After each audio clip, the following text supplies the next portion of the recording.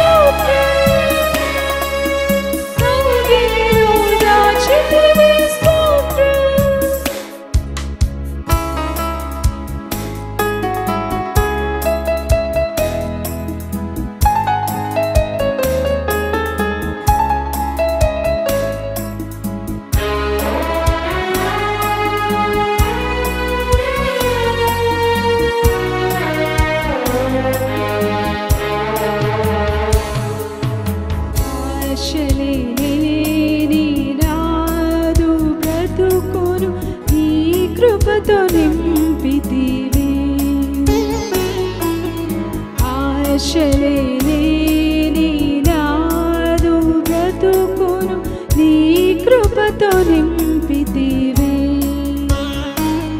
నీవు చూపిన ప్రేమను పాడగా పదములు సరిపోవు తండ్రి నీవు చూపిన పాడగా పదములు సరిపోవు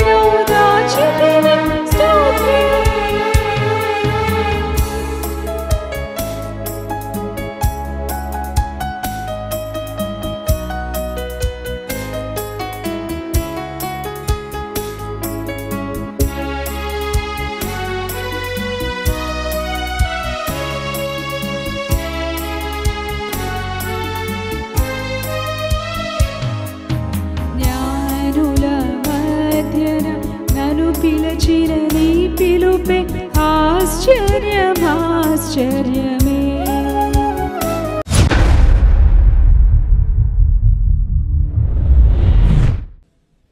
రెండవ తెస్సలోనికులకు రాసిన పత్రిక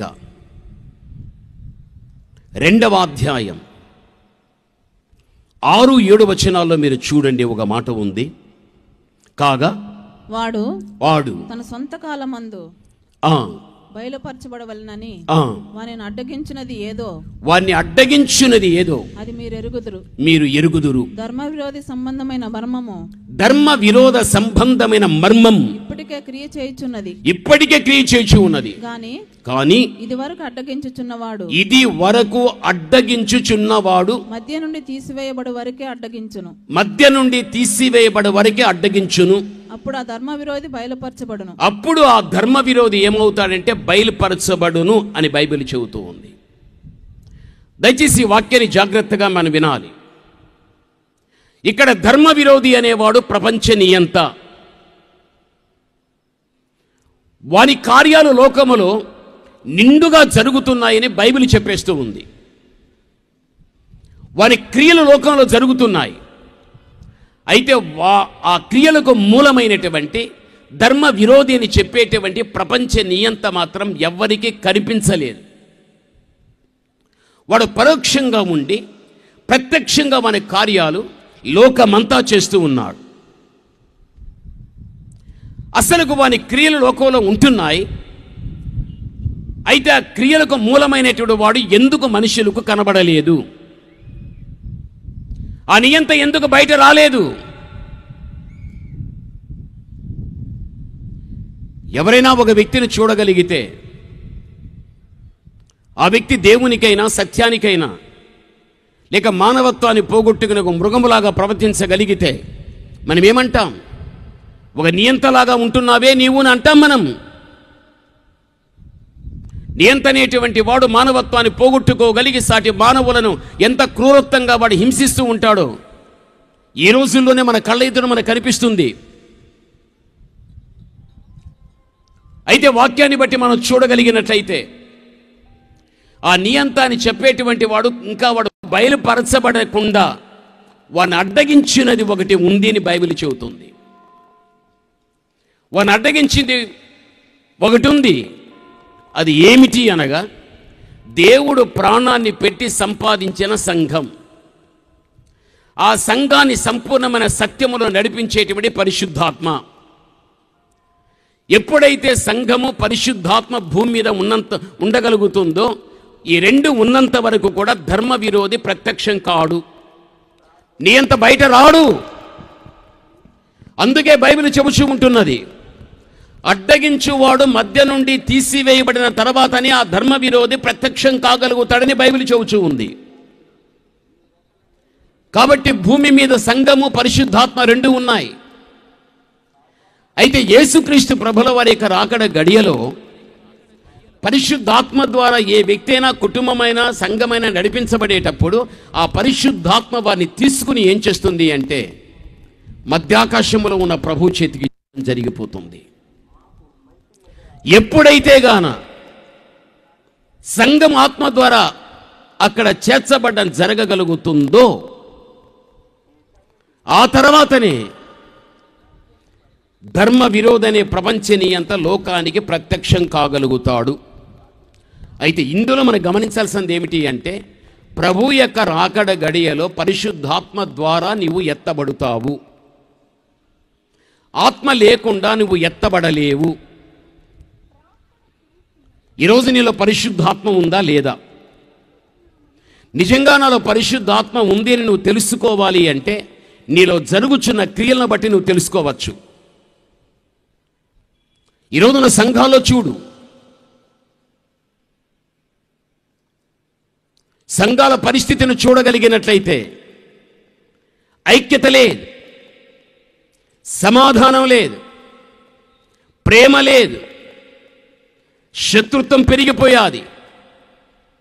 లోకపు చెత్తను తీసి సంఘాల్లో పెట్టుకొని సంఘాలు లోకపు యొక్క పరిపాలనలో నడుస్తూ ఉన్నాయి. అపవాదైన సాతానుడు సంఘాలన్నిటిని కూడా పాడు చేసేశాడు. ఎందుకు తెలుసా? యేసుక్రీస్తు యొక్క రెండవ రాకడలో ఒక్క సంఘం కోసమే వస్తున్నాడు. సంఘానికి వెలుపడ ఉన్నటువంటి ఈ చెత్తలోకం కోసం నిజదేవుడు లోకరక్షకుడైన యేసుక్రీస్తు రాడు. అది తెలుసుకున్నటువంటి సాతానుడు లోకము జోలికి వెళ్లకుండా వాని విధానములో లోకం నడుస్తుంది కాబట్టే లోకానికి ప్రత్యేకంగా ఉన్న ఆ సంఘాన్ని కూడా లోకంలో కలిపేయాలని ఈ రోజున సంఘాలు కూడా కలుపబడినటువంటి రీతిలో ఒక లోకరీతిగా సంఘ వ్యవస్థలు కనిపిస్తూ ఉన్నాయి. ప్రభునందు ప్రియమైనటువంటి వాళ్ళారు, మనం అర్థం చేసుకోవలసిన విషయం, నువ్వు ఏ సంఘానికి వెళుతున్నావో ఆ సంఘమున వ్యక్తులను వెరిగి ఉన్నావు, ఆ సంఘ పరిస్థితిని వెరిగి ఉన్నావు. నిజంగా ఆ సంఘము పరిశుద్ధాత్మ ద్వారా నడిపింపబడుతున్నదా, లేక పరిశుద్ధాత్మకు భిన్నమైన రీతిగా ఆ సంఘం నడుస్తూ ఉంటున్నదా? నీకు చక్కగా అవగాహనకి ఎప్పుడో వచ్చేసాది. అటువంటి తీరులో సంఘం నడుస్తూ ఉంటే అలాంటి వ్యక్తుల మధ్యన నీ జీవితం ఎప్పుడు కూడా ప్రత్యేకించబడినదిగా ఉంటూ పరిశుద్ధాత్మ ప్రమేయము తీసుకుని ఆత్మ ద్వారా నువ్వు నడిపింపబడిన వ్యక్తివిగా కాగలిగినట్లయితే యేసు రాకడ గడియలో బాధ్యత కలిగి ఉన్న పరిశుద్ధాత్మని నీ తీసుకుని వెళ్ళి యేసయ్య చేతిలో నిన్ను పెట్టడం జరిగిపోతుంది. సంఘాల్లో జరుగుతున్నటువంటి లోక వ్యవహారాలలో నీవు కూడా పాలిదానివై, నీవు కూడా పాలివాడవై ఉండడం జరగగలిగితే ఆత్మదేవుడు వదిలేశాడని దాని అర్థం. ప్రభువు రాకడలో ఆత్మదేవుడు తీసుకుని వెళ్ళడు. ఆ తర్వాత నీవు ఆగిపోవడం జరుగుతుంది. ఇలాగ సంఘాల్లో ఎంతమంది ఈ రోజున కొట్టుకుంటున్నారు, తిట్టుకుంటున్నారు, రకరకాలుగా జరుగుతూ ఉన్నాయి. మళ్ళీ వారే ముందుకొచ్చి చక్కగా పాటలు పాడుతారు, వాక్యాలు చెబుతారు, దైవ కార్యాలు చేస్తారు. జీవితం అనేది ఎలా ఉంటుందో అని మాత్రం తమ్ము తాముగా పరీక్షించుకోలేరు. అందుకే నీవు దేవుని కుమార్తెవు, నువ్వు దేవుని కుమారుడవు. నీవు వెళ్ళే సంఘం ఎలా ఉందో ఆలోచించుకుంటూ నీ ఆత్మీయ జీవిత ఎదుగుదలకు అన్ని విధములా నేను వెళ్ళే సంఘము నాకు తోడ్పడుతూ ఉంటున్నది అనుకుంటేవో స్థిరపడి ఆధారంగా పెట్టుకుని పెరిగిపో ఆత్మీయతలో. ఎక్కడైనా నువ్వు ఎదగటానికి అవకాశం లేకపోతే దాని విషయంలో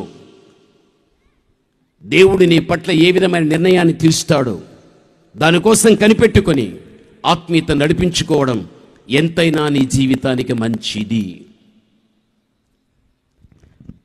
సంఘము ఎత్తబడిపోయిన తర్వాత ఆత్మ మూలమున అక్కడ 7 సంవత్సరములు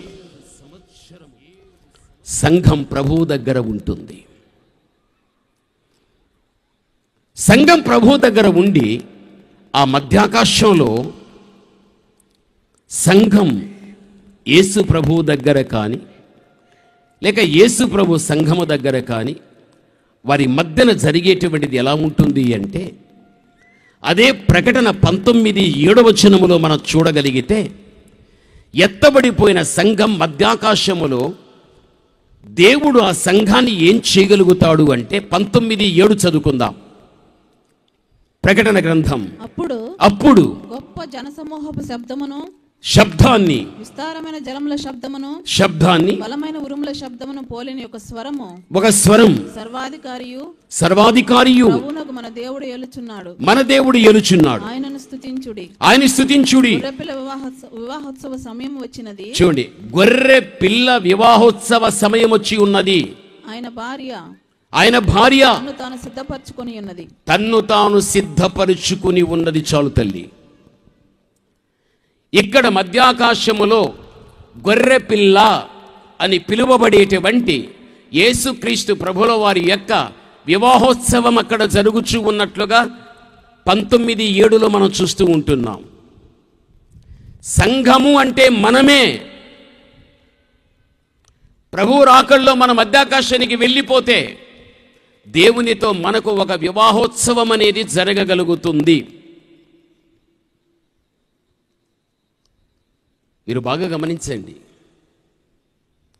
సంఘం ఎలా ఏర్పడింది. పోనీ హవ్వ ఎలా ఏర్పడింది? హవ్వ ఏర్పరచబడటానికి ముందు ఆదామును దేవుడు ప్రక్కన గాయం చేశాడు. గాయం చేయబడిన దానిలో నుండి దేవుడు ఎముకను మాంసాన్ని తీసి స్త్రీనిగా చేశాడు. ఇది మొదటి ఆదాములో జరిగినది. గాయము లేనిది, తనలో నుండి తీయబడనిది, అక్కడ స్త్రీ అనే హవ్వ చేయబడలేదు. అదేవిధంగా కలువరి శిలువలో ఉన్న యేసుక్రీస్తు ప్రభువు కూడా రెండవ ఆదాముగా పిలువబడుతున్నాడు. ఆయనకు కూడా ప్రక్కన గాయం జరగగలిగాది. ఆ గాయములో నుండి రక్తం రాగలిగాది. ఆ రక్తము ద్వారానే సంఘం అనేది ఏర్పరచబడగలిగాది. ఆదాములో జరిగిన కార్యం యేసుక్రీస్తులో జరిగాది. అవ్వ రావటానికి గాయం తనలో నుంచి వచ్చినటువంటి మాంసం ఎముకే అవసిద్ధమయ్యాది. రెండవ ఆదాముగా పిలువబడుచున్న యేసుక్రీస్తు ప్రభుల వారి యొక్క పక్కన గాయమయ్యాది. తనలోనే వచ్చిన రక్తము ద్వారానే ఈ రోజున స్త్రీకి పోల్చబడిన సంఘం అనేది తయారు కాగలిగాది. ఆ సంఘాన్ని పరిశుద్ధాత్మదేవుడు తీసుకుని ఎప్పుడైతే మధ్యాకాశములో క్రీస్తుకి ఇవ్వడం జరిగిపోయాదో, ఆ సంఘానికి యేసుక్రీస్తు ప్రభుల వారి పెళ్లి కుమారుడని యేసుక్రీస్తు ప్రభుల వారికి సంఘం పెళ్లి కుమార్తె. అందుకే అక్కడ భార్యగా పిలువబడుతూ ఉన్నది. భార్యకు యేసుక్రీస్తు ప్రభుల వారు భర్తగా పిలువబడుతూ ఉంటున్నారు.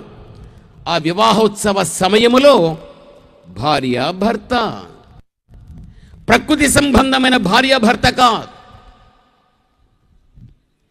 ప్రకృతి సంబంధమైన భార్య భర్తలు ఎప్పుడైతే వారికి వివాహము జరుగుతుందో, వివాహము జరిగిన ప్రారంభములో వారి ప్రేమ ఎంత పరిపూర్ణంగా ఒకరికి ఒకరు చూపించుకోగలుగుతారో, అదే రీతిగానే యేసుక్రీస్తు ప్రభుల వారు ఒక చక్కని ఆధ్యాత్మికమైన పరిణయం ఆడుతున్నాడు అంటే, తన భార్యగా చేసుకుంటున్నాడు అంటే, భర్తగా క్రీస్తుని పొందుకుంటున్నది అంటే, అక్కడ పరిపూర్ణమైనటువంటి ప్రేమ అనేది ప్రత్యక్షమవుతుందని దాని అర్థం. అంతే.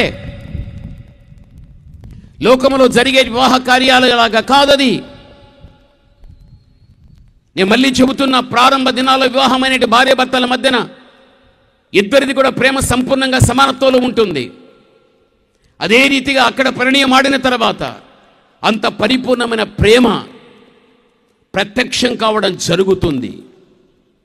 పెళ్లి కుమారుడైన క్రీస్తు ప్రభువు ద్వారా పెళ్లి కుమార్తెకు, ఇది మనం అర్థం చేసుకోవలసిన విషయం. అందుకే పరిశుద్ధుడైన పౌలు అన్నాడు, కొరింథీ సంఘమా, ఒకే ఒక పురుషుడైన యేసుక్రీస్తుకు నేను నిన్ను ప్రదానము చేసి తిని, నువ్వు సొంతమైపోయావు. నిజమే. గొర్రెపిల్ల వివాహోత్సవం మధ్యాకాశములో జరిగినప్పుడు మనం ఆయనకు సొంతమని దాని అర్థం. ఆయన మనకు సొంతమైపోతాడు. ఆ హక్కును మనం పొందుకోగలుగుతాం. ఎంత గొప్ప భాగ్యం అది. ప్రభునందు ప్రియమైనటువంటి వాళ్ళారు, ఇది ముందున్న కాలములో జరుగుతుంది, ఇందులో సందేహం లేదు. సరే, ఆ వివాహ సందర్భంలో అక్కడ విందు కూడా ఉందని బైబిల్ చెబుతుంది. లోకంలో వివాహం జరిగితే ఆ తర్వాత విందు ఎలా సిద్ధమవుతుందో, అక్కడ దేవునితో వివాహం జరిగిన తర్వాత అక్కడ కూడా విందు అనేది ఉంది అని బైబిల్ చెబుతూ ఉంది. పరమగీతం 2వ అధ్యాయం 4వ వచనాన్ని చదువుకుందాం. బైబిల్ ఈ విధంగా చెబుతుంది, అతడు నన్ను విందుశాలకు తోడుకుని పోయెను, నా మీద ప్రేమను ధ్వజముగా ఎత్తెను. చూడండి, మధ్యాకాశములో పరిణయమాడిన తర్వాత దేవుడు పెళ్లి కుమార్తెన సంఘాన్ని సొంతం చేసుకున్న తర్వాత అక్కడ విందు అనేది ఉంది. అందుకే అతడు నన్ను విందుశాలకు తీసుకుని వెళ్ళిపోయాడు, ప్రేమను ధ్వజముగా పెట్టగలిగాడు. అంటే ప్రేమను ధ్వజముగా పెట్టగలిగాడంటే దాని అర్థం ఏమిటి అంటే, ఆయన చెంతకు వెళ్ళినటువంటి పెండ్లి కుమార్తెగా పిలువబడే సంఘాన్ని ప్రాణము పెట్టునంతగా దేవుడు ప్రేమించి ఆ విధముగా విమోచించి మధ్యాకాశానికి తీసుకువెళ్ళి అక్కడ ప్రేమను ధ్వజముగా దేవుడు నిలబెట్టగలిగాడు. ఆ సంఘం కోసమే చూపించిన ప్రేమ ప్రాణము పెట్టునంత. అందుకే ప్రేమను ధ్వజముగా అక్కడ స్థాపించాడు. ఊరకనే పెళ్లి కుమార్తె కాలేదు, ఊరకనే నా దగ్గరికి రాలేదు, దివిని విడిచి భూమికి వచ్చి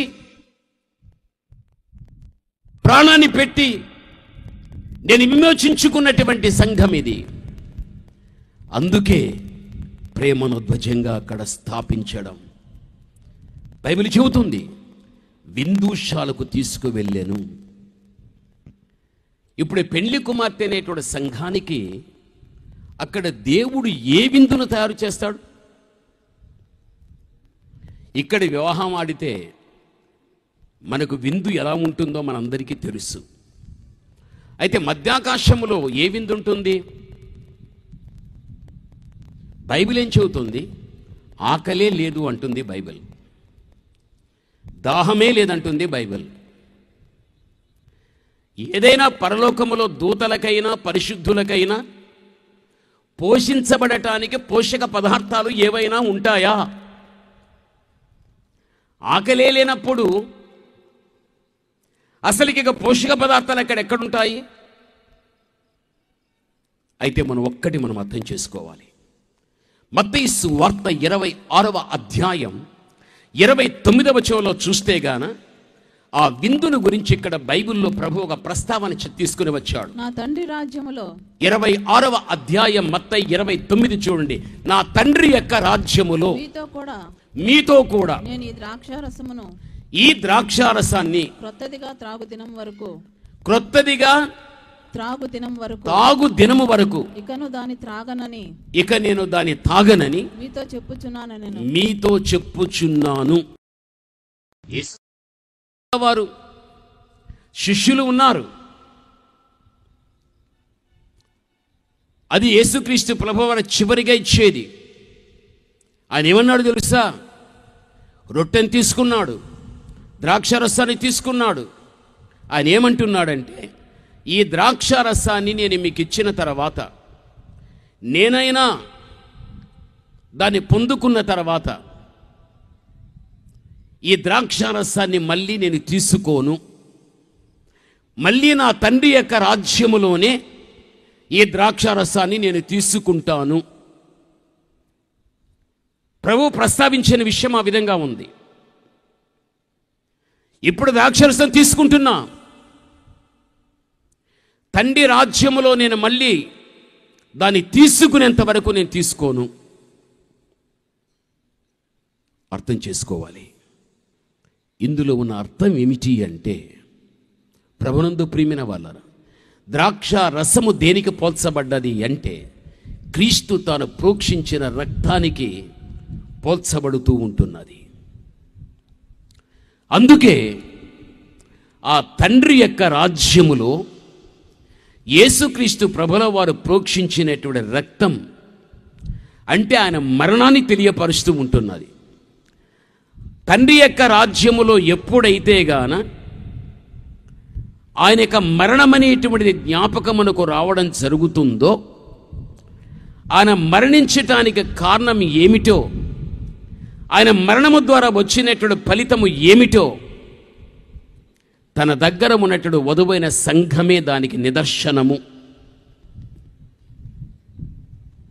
వీరిని నేను నిజముగా ప్రాణాన్ని పెట్టి సంపాదించుకున్న వ్యక్తులు కదా. ఒక విందును పొందుకున్నప్పుడు ఎంత సంతృప్తిగా ఉంటాడో, ఒక విందును పొందుకున్నప్పుడు ఎంత ఆనందంగా ఉంటాడో, ఆకలి వేసిన వానికి కడుపారా అన్నం పెట్టగలిగితే వాడు ఎంత ఆనందపడతాడో, అదే రీతిగా గొర్రెపిల్ల విందు అనేటువంటిది తండ్రి యొక్క రాజ్యములో మళ్ళీ నేను ఈ యొక్క ద్రాక్షారసాన్ని పుచ్చుకుంటాను అంటే దాని అర్థము ఆయన ప్రోక్షించినటువంటి రక్తాన్ని జ్ఞాపకం, ఆయన పెట్టిన ప్రాణాన్ని జ్ఞాపకానికి పరలోకములో తెచ్చుకుని, నేను పెట్టిన ప్రాణాన్ని బట్టే కదా ఈ పెండ్లి కుమార్తె ఈరోజు నా దగ్గర ఉంటుంది అని ఒక విందు పొందుకున్నవాడు ఎంత సంతృప్తి కలిగి ఉంటాడో, ఆ విధమైన సంతృప్తి పెండ్లి కుమార్తెను దేవుడు చూచి ఆయన సంతోషించడం అనేది జరగగలుగుతుంది. అంతే తప్ప అక్కడేదో ఆయనకు భోజనం, పెండ్లి కుమార్తె అనేటువంటి సంఘానికి ఏదో భోజనం అక్కడ ఉందని కాదు. తండ్రి రాజ్యములో తిరిగి నేను ద్రాక్షారసాన్ని పుచ్చుకునేంత వరకు అంటాడు. తండ్రి యొక్క రాజ్యములోనే పెండ్లి కుమార్తె తన దగ్గర ఉన్నప్పుడు ద్రాక్షారసాన్ని జ్ఞాపకము తెచ్చుకుంటున్నాడంటే ఆయన మరణాన్ని జ్ఞాపకము తెచ్చుకుంటున్నాడు. ఎందుకు తెచ్చుకున్నాడంటే నేను ప్రాణాన్ని పెట్టగలిగితేనే కాబట్టే ఈ సంఘం నాకు వచ్చేది, ఈ రోజున ఈ పెండ్లి కుమార్తె నాకు రాగలిగాది. ఒక తృప్తి, ఒక సంతోషం, ఒక ఆనందం ప్రభువుకు కలుగుతుంది.